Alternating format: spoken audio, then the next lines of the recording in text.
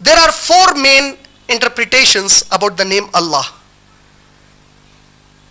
An interpretation says Allah is a proper noun, and this proper noun cannot be translated into any language. We don't know how it came. That's it. But this interpretation is not acceptable by many authentic scholars of the time. The second interpretation, Allah is from two Arabic words, al plus ilah. Al means the, ilah means God, God.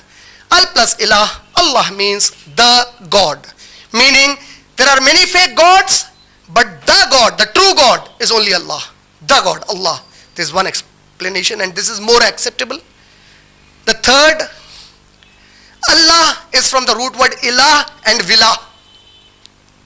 Ilah means God, vila has another root, al-malu. This is the third explanation. The fourth, they say Allah is the name that Allah himself chose for him.